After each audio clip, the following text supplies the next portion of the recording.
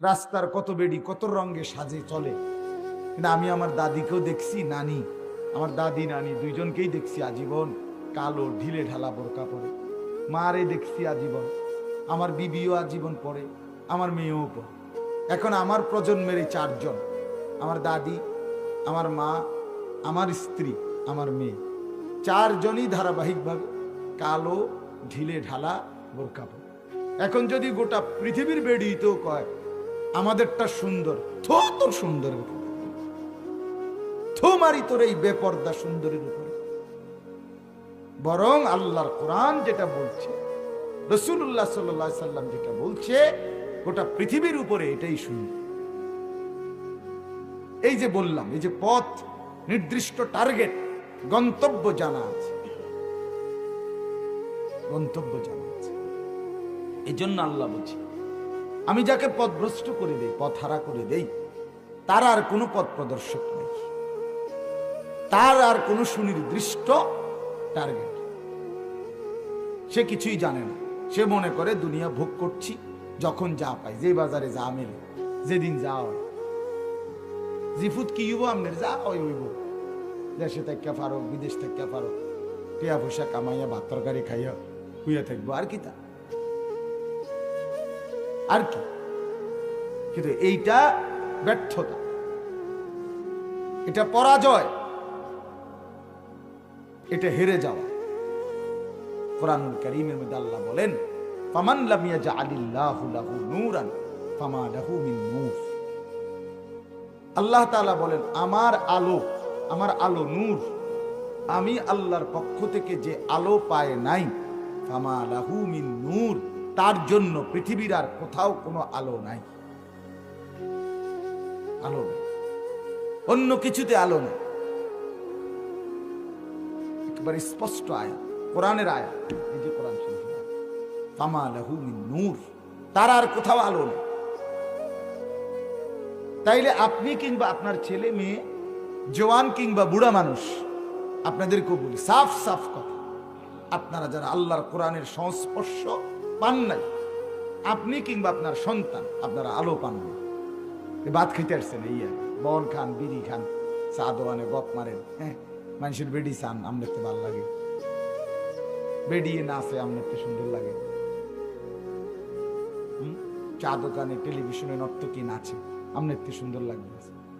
আপনার বয়স্ক 60 বছর, 50 বছর, 70 বছর, এখনো নাচ গান দেখতে আপনার শরম লাগে না, এখনো বিড়ি সিগারেট খাইতে আপনার লজ্জা লাগে না, তাহলে আপনি বোঝেন না আপনার অবস্থাটা কি? আপনি বোঝেন না আপনার অধঃপতন কোথায়, আপনার অধঃপতনের কি হালাত। 60 বছর বয়স, এখনো আক করলে গালি ছাড়া কথা কইতে পারেন না, আপনি বোঝেন না আপনি কোথায় গিয়ে দাঁড়াইছেন?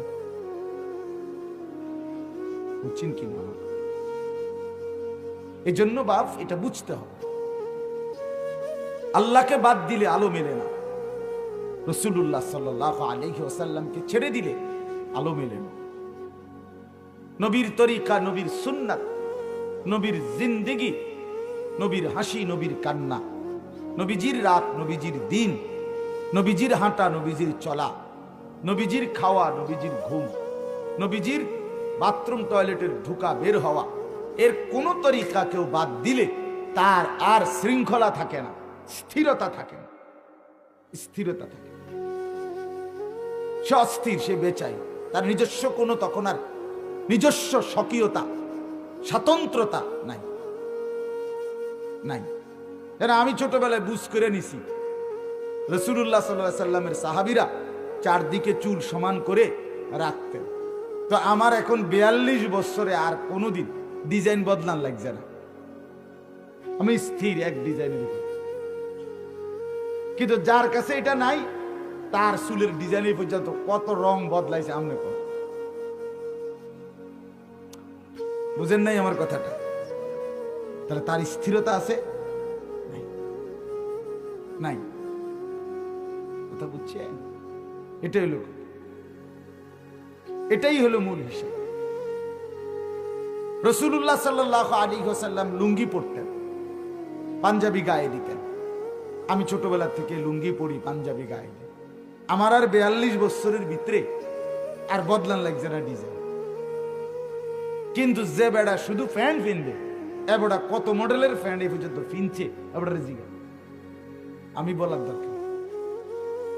আপনি একটা স্থায়ী একটা কালার একটা ডিজাইন কোন বলে আপনার এটার উপরে ইস্তেকামাত ভালো লাগছে, খবর না আমার আবার কি ডিজাইন রঙে রঙে যেটা দেখি যখন যেটা আইয়ে দেয়, এই মানে অস্থির। এই জন্য আল্লাহকে ছেড়ে দিলে আর পথ মিলে না, রাসূলুল্লাহ সাল্লাল্লাহু আলাইহি সাল্লামের সুন্নাতকে ছেড়ে দিলে আর পথ মিলে না। যে নারী বেপর্দা, দেখবেন বেপর্দা, যে সমস্ত মহিলারা কালো বোরকা পরে না, ঢিলে ঢালা বোরকা পরে না, এ বেডির দেখবেন একক কোনো ডিজাইন নেই। উনি কালার চয়েস করতে করতে ঘাম বাইয়া বাইয়া পড়ে। কেন? উনি তো আখিরাত ছেড়ে দিছে। আল্লাহ তাআলা বলে এইটার লানত, তোরে আমি শাস্তি দেব, তোরে আর আমি স্থির হইতে দেব না, তোরে দোকানে দোকানে ঘুরামো। তুই জুতা এক জোড়া কিনতে তোর সময় লাগবে কমপক্ষে 10 ঘন্টা। এটাও তো একটা অভিশাপ, এটাও তো একটা শাস্তি।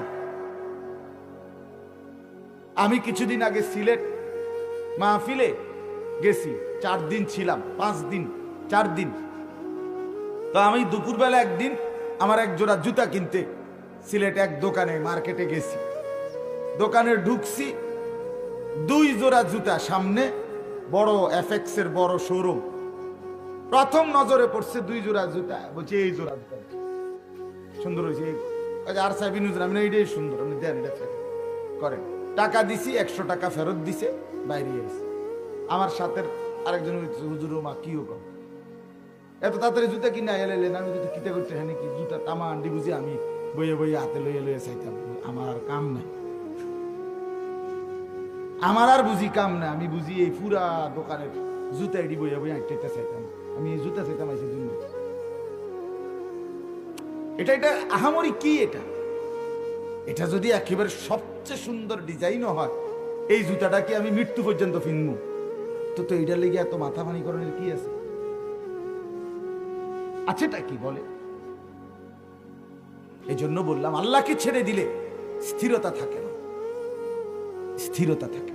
আপনি অসংখ্য ছেলে যারা বেনামাজি, এই অপদার্থদেরকে দেখেন, আমনে কদ্দুস চাই, তার জীবনে কোনো স্থিরতা নেই। কি করলে ভালো হইব, তার কেমনে তাতে মজা লাগে, সেইতে নিজেই বুঝে। আপনি দেখেন, আপনি একটা দিন একটা সপ্তাহ খেয়াল করে হে করেটা কি, একবার চুল ফিরা, একবার চুল আশ্রা, একবার এরকম করে, একবার হাঁটে, একবার হাসে, একবার ফোলানের লগে আড্ডা দেয়, একবার মোবাইল টিপে, একবার ওই কোনো মেয়ে হাঁটতেছে তার পিছে পিছে হাঁটে, মোটরসাইকেল চালায়, মানে মাতাল, প্রতিবন্ধী মাতা। আল্লাহকে ছেড়ে দিছে যে, নামাজকে ত্যাগ করছে, আল্লাহ লানত, অভিশাপ, আল্লাহর আযাব, শাস্তি। শুধু থাপ্পড় দেওয়াকে বলে না, কথা বুঝেন না? আপনার একটা দ্রাম করে খিচ্চালাইছে, শুধু এটা শাস্তি না, হৃদয়ের অস্থিরতা, এটাও শাস্তি, এটাও শাস্তি। হাসান বসরি রহমতুল্লাহ আলাই বিশ্ববিখ্যাত বুজুর্গ ছিলেন। তিনি বলেন যে কোন ব্যক্তির গৃহপালিত পশু, মনে করেন আপনি গরু পালেন, ছাগল পালেন, মুরগি পালেন, হাঁস পালেন, মানুষে পালে না, এই গৃহপালিত প্রাণীও যদি অসুস্থ হয়, খোদার কসম তিনি বলেন এটা ওই বাড়িওয়ালা, ওই ফ্যামিলির, ওই মানুষগুলোর, ওই ঘরওয়ালাদের গুনাহের শাস্তি। এটা আমার পাপ, আমার গুনার কারণে আমার গৃহপালিত গরুটা কি পাচ্ছে? কষ্ট, কারণ তার কোনো গুনাহ নাই। গরু ছাগলের কোনো গুনাহ আছে? কথা করেন না কেন? হাঁস মুরগির কোনো গুনাহ আছে? না, এটা আমার গুণ, আমার গুণ, আমার অপরাধ, আমার পাপ, আমার নাফরমানি, আমার অবাধ্য। এই জন্য কোরআনুল কারীমের মধ্যে আছে, আল্লাহ তাআলা বলছেন ইন্নাল্লাযীনা ইউহিব্বুনা আন তাশিআল ফাহিশাতু ফিল্লাযীনা আমানু। আমি যে সূরার আয়াত পড়ছি, এই সূরারই একটা আয়াত, সূরা নূরের আয়াত। আল্লাহ তাআলা বলে যারা ইচ্ছে করে যে তাদের দ্বারা মুমিনদের মুসলমানদের সমাজে অশ্লীলতা বেহায়াপনা নগ্নতা ছড়িয়ে পড়ুক,